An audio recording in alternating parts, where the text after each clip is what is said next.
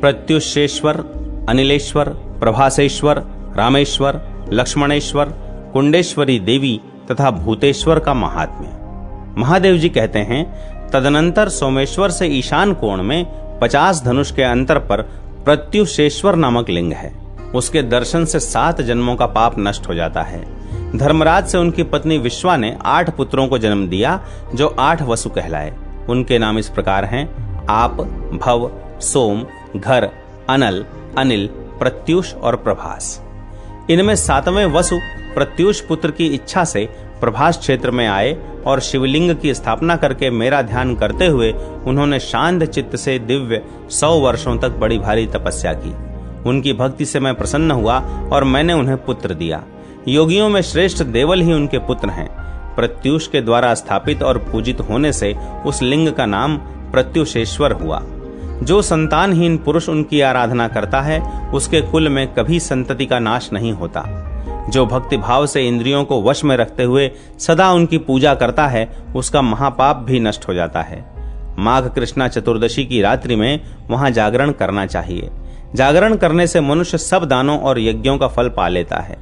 वहां से उत्तर और ईशान दिशा में 3 धनुष की दूरी पर अनिलेश्वर लिंग है। उसका बड़ा प्रभाव है। वह दर्शन मात्र से सब पापों का नाश करने वाला है।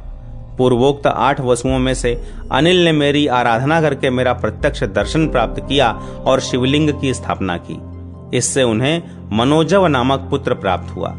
अनिलेश्वर का दर्शन करके मनुष्य कभी अंधा, बहरा, गूंगा, रोगी और निर्धन नहीं होता।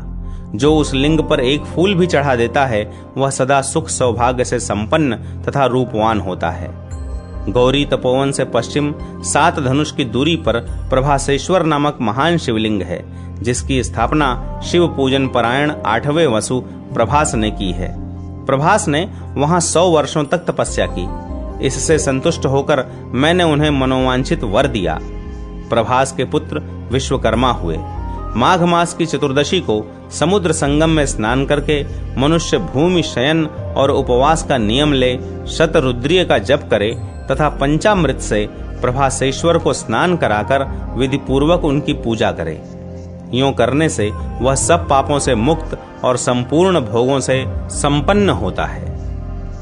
प्रभासेश्वर से ईशान कोण में 60 धनुष की दूरी पर पुष्करारण्य है। वहीं ज्येष्ठ पुष्कर नामक कुंड है। वह समस्त पापों का नाश करने वाला है। पुण्यहीन पुरुषों के लिए वह दुर्लभ है। पूर्व काल में परम बुद्धिमान श्री राम ने वहां रामेश्वर लिंग की स्थापना की थी। उसकी पूजा करने से मनुष्य ब्रह्म हत्या से मुक्त हो जाता है। 24वें त्रेता युग की बात है।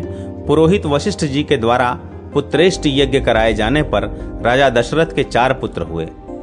उनमें से श्री रामचंद्र जी सीता और लक्ष्मण के साथ वनवास के लिए गए। उसी समय यात्रा प्रसंग से वे प्रभास क्षेत्र में भी आए।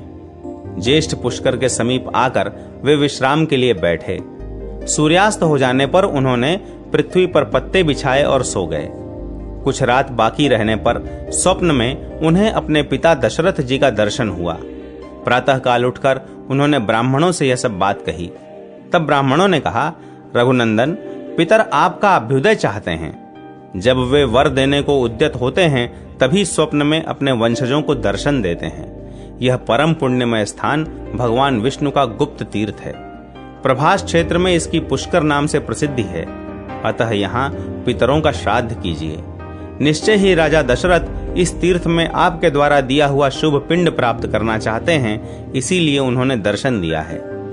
उनकी बात सुनकर कमल नयन श्री राम ने श्राद्ध के लिए ब्राह्मणों को निमंत्रित किया और लक्ष्मण जी से कहा, सुमित्रानंदन, तुम श्राद्ध के लिए फल लेने को जाओ।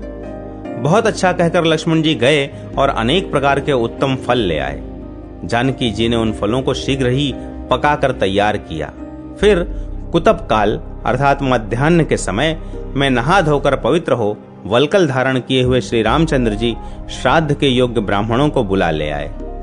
गालव, देवल, रैभ्य, यवक्रीत, पर्वत, भारद्वाज, वशिष्ठ, जाबाली, गौतम, भृगु तथा अन्य बहुत से वेदज्ञ ब्राह्मण श्री रामचंद्र जी के द्वारा किए जाने वाले श्राद्ध को संपन्न करने के लिए आए। इसी समय श्री रामचंद्र जी ने सीता से कहा, विदेह नंदिनी, आओ, ब्राह्मणों के लिए पाद्य और अर्घ्य दो। यह सुनकर सीता जी वृक्षों के बीच में चली गईं और लता कुंज में अपने को छिपाकर श्री रामचंद्र जी की दृष्टि से ओझल हो गईं। इधर श्री रामचंद्र जी सीते सीते कहकर पुकारने लगे। तब लक्ष्मण जी ने ही ब्राह्मणों को अर्घ्य देने का कार्य किया। जब ब्राह्मण लोग भोजन कर चुके और पिंडदान का कार्य समाप्त हो गया, तब जनक नंदिनी सीता श्री रामचंद्र जी के पास आईं। उन्हें देखकर श्री राम ने पूछा, श्राद्ध काल उपस्थित होने पर तुम मुझे छोड़कर कहां चली गई थी? सीता जी ने हाथ जोड़कर कहा, प्रभु, आज मैंने आपके पिता, पितामह, प्रपितामह तथा मातामह आदि को भी देखा है। वे पृथक पृथक ब्राह्मणों के अंगों में स्थित थे, अतः उनके सामने जाने में मुझे लज्जा हुई। श्वशुर वर्ग को उपस्थित देखकर मैं लज्जा से ही छिप गई थी। यह सुनकर श्री रामचंद्र जी को बड़ा विस्मय हुआ। उन्होंने पुष्कर के समीप ही वहां से एक धनुष दक्षिण हटकर रामेश्वर लिंग की स्थापना की। जो मनुष्य गंध, पुष्प आदि के द्वारा भक्ति पूर्वक रामेश्वर का पूजन करता है, वह भगवान विष्णु के उत्तम धाम में जाता है। शुक्र अथवा मंगल युक्त चतुर्थी तथा आश्विन मास की षष्ठी को वहां श्राद्ध करने से महान फल होता है। वहां पुष्कर में अपने वंशजों द्वारा तर्पण किए जाने पर पितर और पितामह 12 वर्षों तक तृप्त रहते हैं और दूसरी किसी भी वस्तु की इच्छा नहीं करते। रामेश्वर से 30 धनुष पूर्व दिशा में लक्ष्मणेश्वर लिंग है। यात्रा में गए हुए लक्ष्मण जी ने उस देव पूजित लिंग को स्थापित किया था। जो स्त्री या पुरुष विधि पूर्वक स्नान कराकर भक्ति भाव से लक्ष्मणेश्वर का पूजन करता है, वह सब पातकों से मुक्त हो जाता है। रामेश्वर से नैऋत्य कोण में जानकीश्वर लिंग है। जो नारी माघ मास की तृतीया को जानकीश्वर का पूजन करती है, उसके वंश में दुर्भाग्य, दुख और शोक नहीं होते। तदनंतर वामन स्वामी के नाम से प्रसिद्ध पापहारी विष्णु के समीप जाए। उनका स्थान पुष्कर से नैऋत्य कोण में 20 धनुष के अंतर पर है। जिस समय उन्होंने दैत्यराज बलि को बांधा था, उस समय पहला चरण वहीं रखा, दूसरा मेरु शिखर पर रखा और तीसरा आकाश में जब ऊपर की ओर वे पैर बढ़ाने लगे, तब उनके चरणों के अग्रभाग से ब्रह्मांड फूट गया और वहां से जल निकल आया। वह जल उनके घुटने के मार्ग से बहता हुआ इस पृथ्वी पर आया। वही इस पृथ्वी पर विष्णुपदी गंगा के नाम से प्रसिद्ध है। महानदी गंगा पहले प्रभास क्षेत्र के अंतर्गत पुष्कर में ही आई।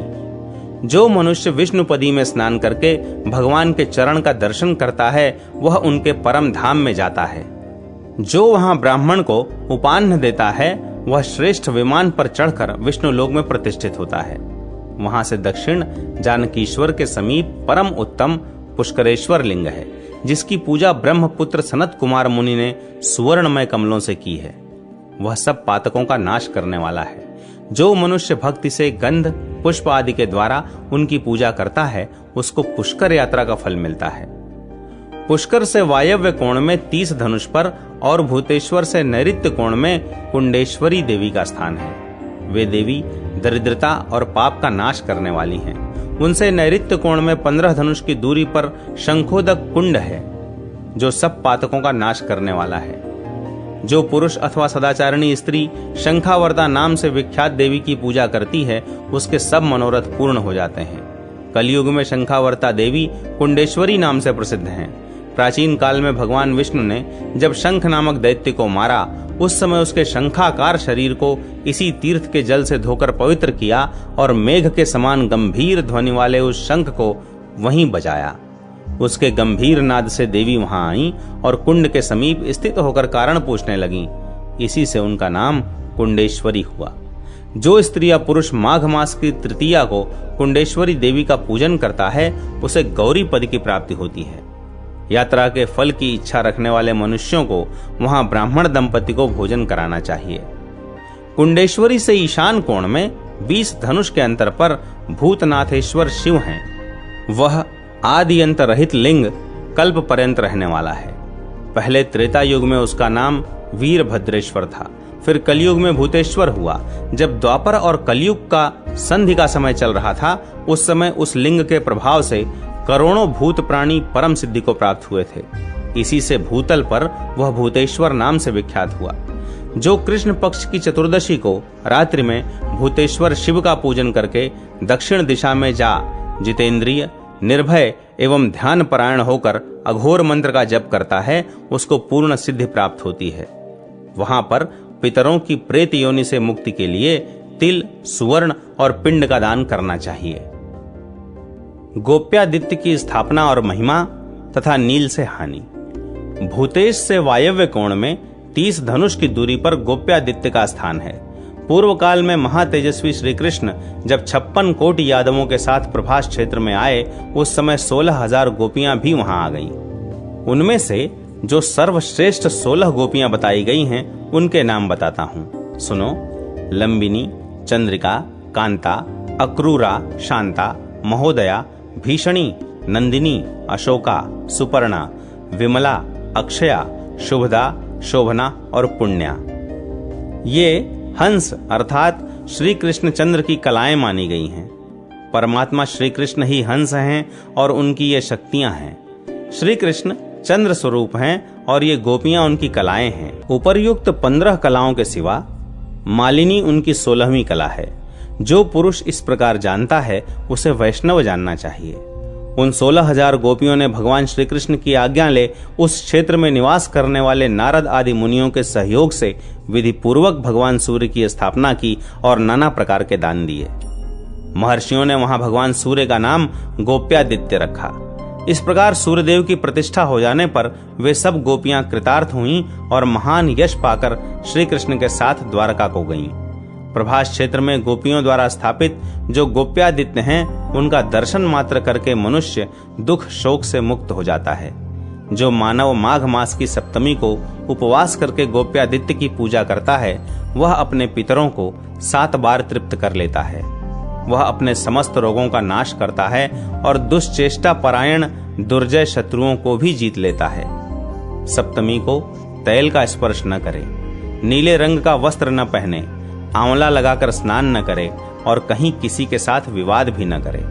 नील के रंगे हुए वस्त्र धारण करके द्विज जो भी स्नान, दान, जप, होम, स्वाध्याय तथा पितृ तर्पण आदि कर्म करता है, वे तथा इसके 5 महायज्ञ भी उस नील सूत्र के कारण नष्ट हो जाते हैं। यदि ब्राह्मण नील का रंगा वस्त्र अपने अंगों में धारण कर ले तो दिन रात उपवास करके पंचगव्य पीने से शुद्ध होता है।